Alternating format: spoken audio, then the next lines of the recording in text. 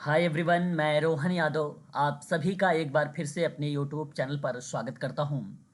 जैसा कि आप सभी लोगों को पता है कि मैं अपने यूट्यूब चैनल पर समाज कार्य के बारे में संपूर्ण जानकारी प्रोवाइड कराता हूं। आज की जो हमारी ये क्लास है, ये क्लास कुछ महत्वपूर्ण प्रश्नों पर मैं आप लोगों से बातचीत करने वाला हूं, जो आगामी वर्ष 2024 में यूजीसी नेट, एम्स और MPPSC, D triple S B social welfare officer और Uttarakhand medical social selection officer की जो वैकेंसी निकाली गई है, उनमें आप लोगों को यहाँ से प्रश्न देखने को मिल सकते हैं। यदि आप अधिक जानकारी चाहते हैं, चाहे वो डी ट्रिपल एस बी का हो, चाहे वो यूजीसी नेट हो या एमपीपीएससी हो या कोई मेडिकल सोशल वर्क हो, तो उसके लिए आप मेरा नंबर नोट करें 8506031308 पर आप मुझे कॉल भी कर सकते हो और व्हाट्सएप के माध्यम से भी संपूर्ण जानकारी यहाँ से प्राप्त कर सकते हो। आपको बता दूं कि डी ट्रिपल एस बी की लगभग कुल टोटल 10 क्लासेस मैं चला चुका हूं और इसकी पर डे क्लासेस होती है डी ट्रिपल एस बी की। और डी ट्रिपल एस बी की जो क्लास का टाइम रखा गया है वो 8:30 PM रखा गया है। वहीं अगर हम बात करें तो यूजीसी नेट की क्लासेस जो है कल से स्टार्ट हो रही है। कल है 18 दिसंबर। मैंने आप लोगों से बताया था कि 18 दिसंबर से आपकी एक नया बैच स्टार्ट हो रहा है, यानी न्यू बैच जो है ये आपका स्टार्ट हो रहा है कल से। ये बैच वो है जो जून 2024 में उसकी तैयारी पर ये बैच जो है बनाया गया है। यदि आप इस बैच के व्हाट्सएप ग्रुप को ज्वाइन करना चाहते हैं तो आप हमसे संपर्क कर सकते हैं 8506031308 पर आप कॉल करके भी और व्हाट्सएप के माध्यम से भी जानकारी आप प्राप्त करके इस ग्रुप को आप ज्वाइन कर सकते हैं। यूजीसी नेट की जो फीस रखी गई है, वन टाइम अगर आप पेमेंट करते हैं तो वो 4000 रहेगी फीस। और यदि आप टू टाइम पेमेंट करते हैं यानी किस्तों में अगर आप पेमेंट करते हैं तो 2500 प्लस 2500 की 2 किस्तें बनाई जाएंगी और किस्तों के आधार पे आपके यहाँ पे जो फीस बनेगी वो 5000 बन जाएगी। तो किस्तों में आपकी 5000 फीस जमा होगी और वन टाइम में अगर आप पेमेंट करेंगे यूजीसी नेट की क्लास के लिए तो वो 4000 होगी। जो मेरे ओल्ड स्टूडेंट हैं जिन्होंने क्लास लिया है उनके लिए स्पेशल ऑफर है और ये स्पेशल ऑफर केवल दिसंबर 2023 के लिए है। दिसंबर 2023 के लिए है। तो अगर आप जनवरी में, अगर आप मेरे ही स्टूडेंट ही हो, अगर आप जनवरी में एडमिशन लेंगे तो वहाँ पर आपकी फ़ीस जो है सामान्य बच्चों की तरह ही ली जाएगी जितनी फ़ीस ली जाती है। यहाँ जो ओल्ड स्टूडेंट है जिसने जिसने हमसे क्लासेस लिया है उनके लिए स्पेशल ऑफर है। ठीक है, यूजीसी नेट की क्लासेस के लिए केवल डी ट्रिपल एस बी की फीस जो रखी गई है वो मात्र 3000 रुपये में आप लोगों को प्रोवाइड कराई जा रही है। 3000 रुपये में, है ना। आपको टॉपिक कवर करवाया जा रहा है, टॉपिक के साथ साथ क्वेश्चंस भी करवाए जा रहे हैं डी ट्रिपल एस बी में, है ना। वहीं अगर हम बात करें M P P S C की जो फीस रखी गई है वो भी 3000 रखी गई है और इसमें आपको पूरी इंफॉर्मेशन दी जा रही है और ये प्रैक्टिस भी आप लोगों को जो है यूजीसी नेट की जो सिलेबस है उसको कवर किया जा रहा है। तो कोई भी क्लासेस अगर आप लेना चाहते हैं तो आप हमसे संपर्क कर सकते हैं। ये जो है नंबर आपके सामने है, आप चाहे तो डिस्क्रिप्शन में भी देख सकते हैं, आप मेरा नंबर आपको मिल जाएगा। ठीक है, आप लोगों ने भी हाल ही में देखा है कि जो 13 दिसंबर यूजीसी नेट का पेपर रहा है, बच्चों का रिस्पॉन्स भी आप लोगों ने देखा होगा। यूट्यूब पे मैंने अपलोड कर दिया है वो वीडियो भी। काफ़ी सकारात्मक जो है फीडबैक रहा है बच्चों का और पॉजिटिव जो है उन लोगों का जो है गया है क्वेश्चन पेपर, है ना। सकारात्मक दृष्टिकोण से आप देखें तो समाज कार्य में एक ऐसा यूट्यूब चैनल है जो मैं आप लोगों को यूनिट नंबर 1 से लेकर यूनिट नंबर 10 तक को कवर कराता हूँ। पर डे क्लासेस लेता हूँ, हर एक टॉपिक के बाद आपका एमसी क्यूज भी करवाता हूँ। ठीक है, तो चलिए स्टार्ट करते हैं आज के अपने क्वेश्चंस को। और ये आप देख रहे हैं जून 2012 का यूजीसी नेट ने सोशोलॉजी में प्रश्न पूछा था, उन्हीं प्रश्नों का मैं यहाँ पर खंडन कर रहा हूँ। पहला प्रश्न, नृजातीय कार्य प्रणाली वेताओं के अनुसार लोग किस प्रकार के तर्क का उपयोग करते हैं, तो वो बेसिकली व्यवहारिक तर्क होता है। यदि ऐसे ज्ञान की खोज के लिए वैज्ञानिक पद्धति का प्रयोग किया जाता है जिसकी व्यवहारिक समस्याओं को हल करने में उपयोगिता है तो इसे व्यवहारिक तर्क कहते हैं। और ज्ञान की खोज का लोगों की आवश्यकताओं एवं कल्याण के साथ निश्चित संबंध पाया जाता है और व्यवहारिक निष्कर्ष का उपयोग तत्कालिक सामाजिक समस्याओं के समाधान के लिए किया जाता है। इसलिए नृजाति कार्य प्रणाली वेताओं के अनुसार कहा गया है कि लोग किस प्रकार का तर्क का उपयोग करते हैं, तो व्यवहारिक तर्क का उपयोग करते हैं और ऑप्शन नंबर सी यानी थर्ड आपका करेक्ट जवाब होगा। क्वेश्चन नंबर सेकंड, संवादात्मक विश्लेषण निम्नलिखित पद्धतियों में किसका भाग होता है? तो वह बेसिकली अगर हम बात करें तो ऑप्शन नंबर आप क्वेश्चन नंबर सेकंड का भी थर्ड देंगे, निर्जाति कार्य पद्धति। बेसिकली इस विश्लेषण में समाज में उपस्थित सभी सदस्यों में या सभी सदस्यों से आपस में सलाह लेकर निर्णय लिया जाता है और इसमें सामुदायिकता का भाव होता है और समुदाय के कल्याण के लिए आपस में संवाद स्थापित किया जाता है, फिर किसी निर्णय पर पहुंचा जाता है।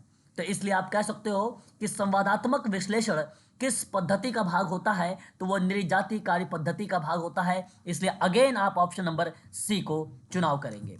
क्वेश्चन नंबर थर्ड, देखिए निर्जाति कार्य प्रणाली का प्रथम बार कब प्रयोग हुआ था? क्वेश्चन नंबर थर्ड, सही जवाब इसका ऑप्शन नंबर एक होगा, सन 1940 के दशक था और निर्जाति कार्य प्रणाली पहली बार सन 1940 के दशक में शुरुआत हुआ।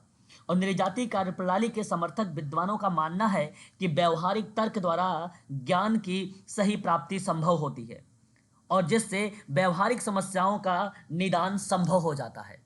इसलिए क्वेश्चन नंबर थर्ड का ऑप्शन नंबर जो पहला है ये करेक्ट माना जाएगा। वहीं बात करते हैं क्वेश्चन नंबर फोर, आधुनिक समाज में आत्म या स्व उसी प्रकार की पवित्र वस्तु बन जाता है जैसे कि प्राचीन समाजों के सामूहिक प्रतीक है। तो यह विचार किस विद्वान का दिया है?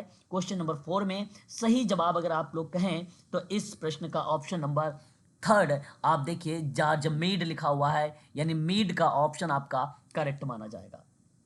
उन्होंने कहा है कि आधुनिक समाज में खुद को पहचानने की क्षमता कम पाई जाती है जब लोगों को यह महसूस हो जाता है कि जिन चीज़ों या वस्तुओं से समाज का भला हो सकता है तब उसे पवित्र वस्तु माना जाता है, जैसे प्राचीन समाजों के सामूहिक प्रतीक। इन्होंने ये विचार अपनी पुस्तक में माइंड, सेल्फ एंड सोसाइटी में जॉर्ज मीड ने दिया था। तो आधुनिक समाज में आत्म उसी प्रकार की पवित्र वस्तु बन जाती है जैसे कि प्राचीन समाजों के सामूहिक प्रतीक, और इस विचार से जॉर्ज मीड के द्वारा ये जो कॉन्सेप्ट था ये प्रतिपादित किया गया था। तो क्वेश्चन नंबर चार का सही जवाब ऑप्शन नंबर जो थर्ड है ये करेक्ट माना जाएगा। आगामी परीक्षा DSSB है, उत्तराखंड मेडिकल सोशल वर्क का एग्जाम है, UGC नेट जून में एग्जाम है। तो उन परीक्षाओं में ये सोशोलॉजी और सोशल वर्क के जो कॉन्सेप्ट हैं इनसे सवाल बनाए जाएंगे, याद रखिएगा, इंपॉर्टेंट क्वेश्चन है। यदि आप DSSB की जब क्लासेस लेंगे तो उसमें आप लोगों को मैं MPPSC की जो क्लासेस है सोशोलॉजी को वो भी आप लोगों को प्रोवाइड कराऊंगा, साथ ही साथ सोशल वर्क की क्लासेस भी आपको प्रोवाइड कराऊंगा ताकि आपका जो बेसिक चीज़ें हैं वो कवर हो जाए अच्छे से, ताकि आप DSSB को आसानी से एग्ज़ाम को क्रैक कर सकें। जब आप दिन में लगभग 2 से ढाई घंटे केवल ऑनलाइन क्लासेस से पढ़ेंगे तो आसानी से आप एग्ज़ाम को क्रैक कर सकते हैं। केवल पर डे आपको मेरी द्वारा कही गई जो बातें हैं 3 से 4 बातें केवल आपको याद रखना, ये आप ध्यान रखिएगा। मेरे द्वारा जो भी बातें होंगी केवल 3 से 4 बातें आपको पर डे याद रखनी है, और अगर आप ऐसा करते हैं तो आपकी अच्छी तैयारी होगी। क्वेश्चन नंबर 5 देखते हैं, कहता है दी सोशल कंस्ट्रक्शन ऑफ रियलिटी नामक एक किताब है, एक पुस्तक है, मैंने आप लोगों से जिक्र भी किया था। सोशल कंस्ट्रक्शन ऑफ रियलिटी नाम की एक पुस्तक जो है बर्गर एवं लकमैन की है। सम्मिलित करने वाले क्वेश्चंस आया हुआ था, आपको मैंने सेकंड पेपर में करवाया है। यहाँ सही जवाब जो होगा ऑप्शन नंबर जो है सेकंड करेक्ट होगा, सॉरी सेकंड नहीं है थर्ड है, सी करेक्ट होगा।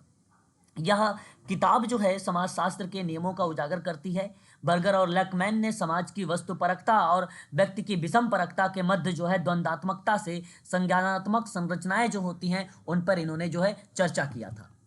बात करेंगे क्वेश्चन नंबर 6 के बारे में। अगला सवाल भी हमारे लिए इंपॉर्टेंट है, सोशल कंस्ट्रक्शन ऑफ रियलिटी। अभी अभी आप लोगों ने रिलेट कराया है, आप सीधा सीधा सम्मिलित कर सकते हैं बर्गर एंड लकमैन का नाम।